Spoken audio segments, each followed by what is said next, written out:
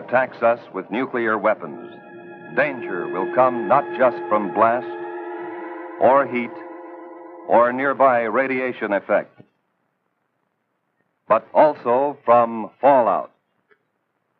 Fallout, which may occur miles and miles away from the blast.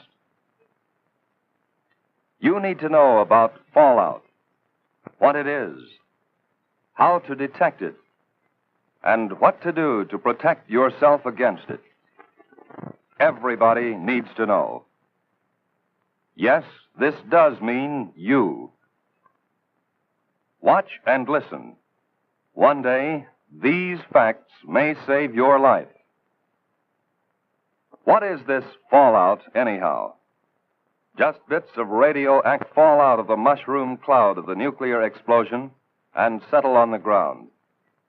These bits of matter can be dangerous. You're exposed to some radiation every day, from cosmic rays or other natural sources of radiation. These exposures are too small to hurt you. But when a wartime nuclear explosion occurs, a serious fallout follows. Thousands of tons of atomized earth, building materials, rocks, and gases may be thrown into the air. And the mushroom cloud containing them sometimes moves as high as 100,000 feet, nearly 20 miles up. Some of the radioactive particles spill out near the explosion site. Others may be carried for 10, 50, 100 miles or more. But how will you know if there is fallout? You can't hear, smell, taste, or see the radiation. But you yourself can detect the fallout particles that produce it. The easiest time to do this, without special instruments, is when the fallout is settling through the air. This starts any time from about 1/2 hour to several hours after the explosion, depending on how far away you are.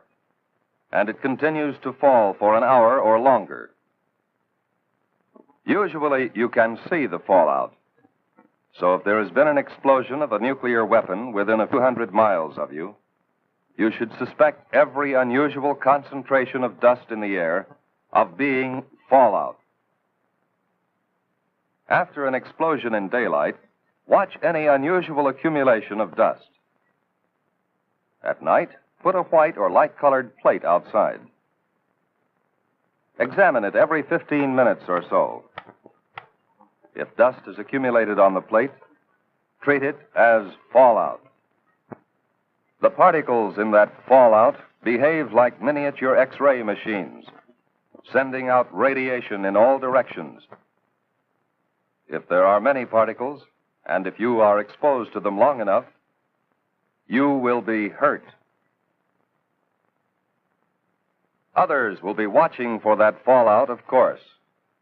Experts will estimate the probable path and speed of approaching fallout and try to keep you posted. But it may come before you hear any details by radio or otherwise. You must take precautions, whether you hear their reports or not. If radio stations are operating, you will hear reports, especially on the Conelrad frequencies 640 or 1240 on your AM dial. As soon as it is safe for specially protected crews to get out into the open, these highly trained civil defense radiation detection teams will make a thorough check of radiation levels and characteristics. Those facts will be relayed to you by radio as fast as they come into civil defense headquarters in your area. Information from the radiation monitoring teams will be combined and analyzed by experts manning a central radiation control point. These experts, who know just how fast harmful radiation reduces in force, can predict when it will be safe for people to come out of shelters and resume normal tasks. We have warned that you may have to act before you get any detailed reports. Just what can you do if fallout comes your way? Find the best shelter you can. The more solid substance you can put between yourself and the fallout, the better. But an ordinary frame house with windows closed will give considerable protection. In a house, it's best to get on the floor, away from doors and windows. Or if you can, find a location with additional walls in the center of the building. A basement is even better if the house has one. Large buildings, such as apartment or office buildings, give good protection. The thick, heavy masonry of their walls and floors makes it hard for radiation to get through. Basements, inside rooms, or corridors on the lower floors are safest. The basement of any house or building will become a good improvised shelter if you block the windows with sandbags and place other sandbags on the floor above the shelter area. If you don't have sandbags, thick, solid layers of books, magazines or newspapers, or even a series of file cabinets standing close to each other can cut the radiation danger. In some parts of the country, there are storm cellars or outside vegetable storage cellars. They may be used as shelters from fallout.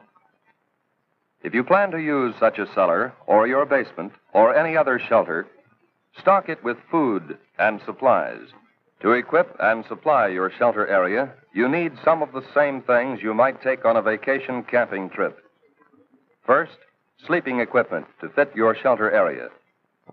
Folding cots, or sleeping bags and blankets. Then, food and water. There should be at least a 2-week supply. You'll want plenty of fruit juices and lots of your family's favorite canned foods. The drinking water supply should be rotated often to be sure it's fresh. And don't forget such basic needs as sugar, salt, pepper, and other seasoning that your family ordinarily uses. Now, some equipment. A radio is very important. It should be a battery portable with spare batteries. A transistorized radio is best, as the batteries last longer.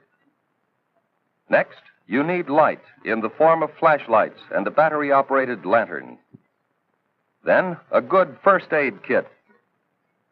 Now, plates, cups, silverware. A can opener and a bottle opener are important.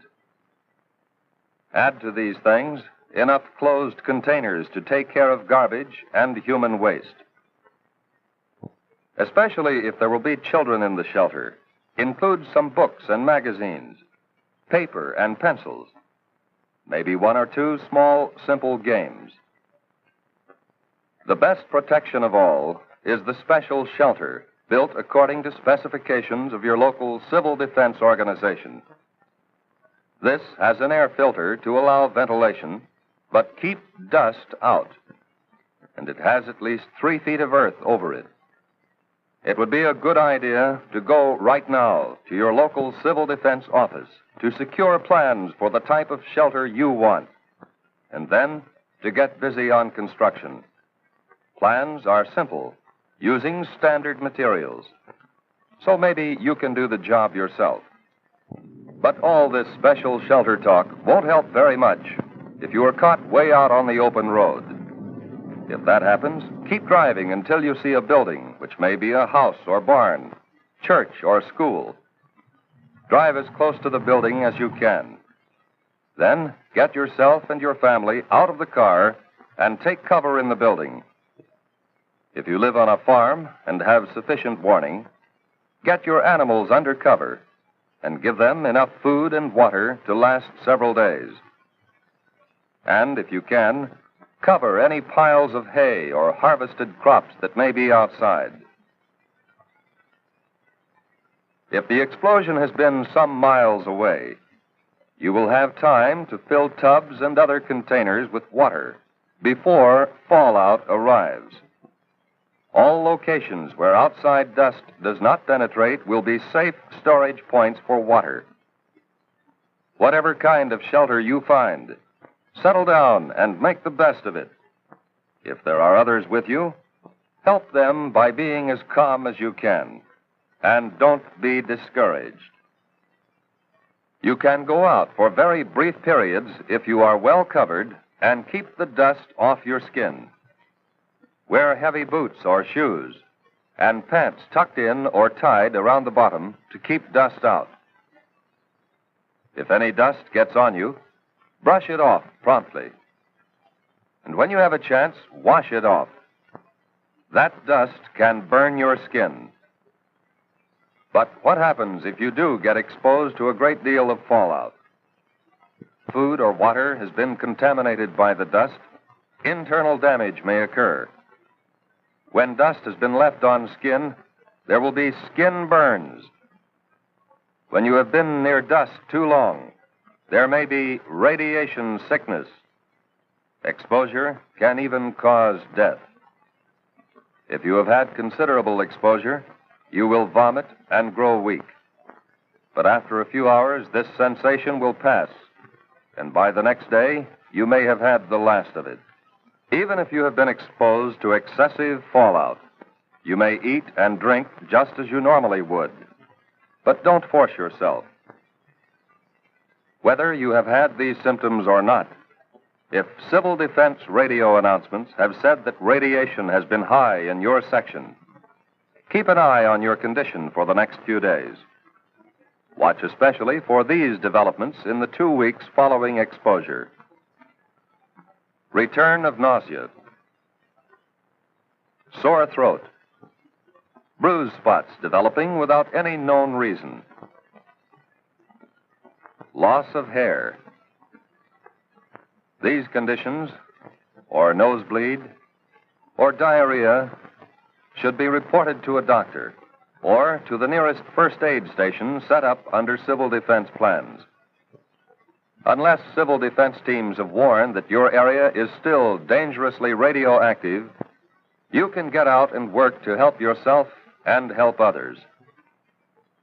Although fallout can be deadly, your chances of avoiding damage from it are much better if you follow the directions we have given you. During an alert, keep your portable radio tuned to the Conelrad radio frequencies, 640 and 1240 on the AM dial, for the latest reports and advice. Right now, today, before there is an alert, take time to learn the Civil Defense 5 steps to safety. Learn warning signals and what they mean. Learn your community plan for emergency action. Learn protection from radioactive fallout. Learn first aid and home emergency preparedness steps. And learn how to use Conelrad, 640 or 1240 on the AM dial for official directions.